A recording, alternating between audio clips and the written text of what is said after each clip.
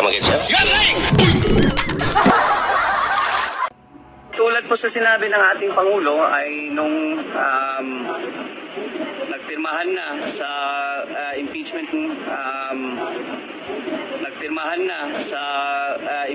complaint ay tinanong ko siya kung ano bang advice niya. And tama naman yung sinabi niya. He said, do your duty as a congressman and uphold your oath to the Constitution that you swore to protect. And it's my constitutional duty to go through the impeachment process as an elected representative. Now, as to why I was the first one to sign, alangan naman kung sasabihin ng tao na gusto nilang huhukayin yung lolo mo at itapon yung katawan sa West Philippine Sea. Sasabihin niya gusto niyang patayin ang Pangulo at ang First Lady na ang aking magulang at gusto niyang patayin ang Speaker. Ba't naman nagugulat ang tao na pipirma ako dyan? These are statements that can't be taken lightly, especially from someone with such a high position. So, nagtataka na nga ako kung bakit nagulat yung tao. Alangan naman kung sasabihin mo, huhukahin mo lolo ko. Of course, I'll be the first one to sign. That should come as no surprise. So that's why I was the first one to sign. As to the allegations that I was the one who spearheaded the movement for the fourth complaint, katulad sa sinabi ng Pangulo, I think people give me too much credit. I was given the opportunity to sign, and I did sign, but I did not spearhead any movement, or I did not try to convince anyone to sign. I think they did that on their own volition.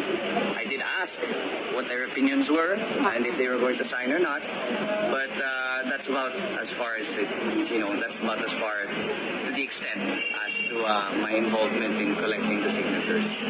Maraming yung numbers po, sir. More than the required numbers. Yes, well, the required was 1/3. Umabot ng 215. As of today, I heard nasa 245 na tayo. May mga humabol. Well, they signified their intention, yung mga wala sa bansa, may sakit. So 215 was within the complaint, but in terms of, just to set the record straight, in terms of putting it on record, I believe there was an additional 30 that wanted to signify their intent. So nagpadala ng isik, but even if it won't be counted in the complaint, I believe for archiving purposes, nasa 2. So I believe 80% of the lower house.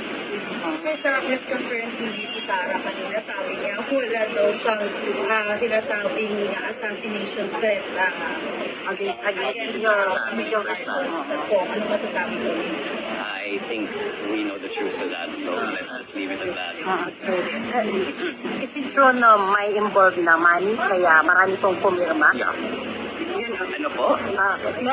Meron din naibigay na pera dun sa pumirma ng mga congressman? I think that's just part of yung mga fake news ng mga DDS.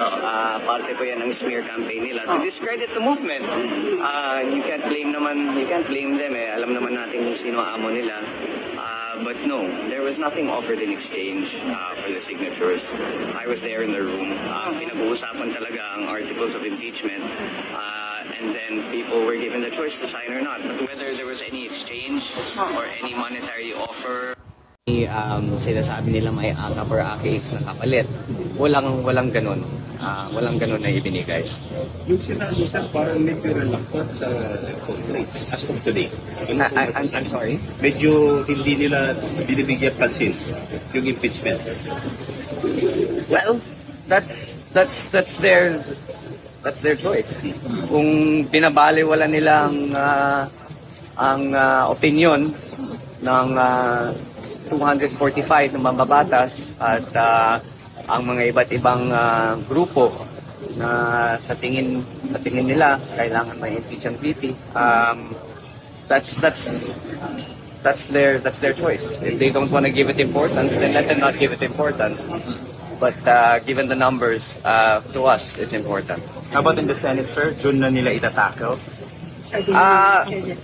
Well, there is.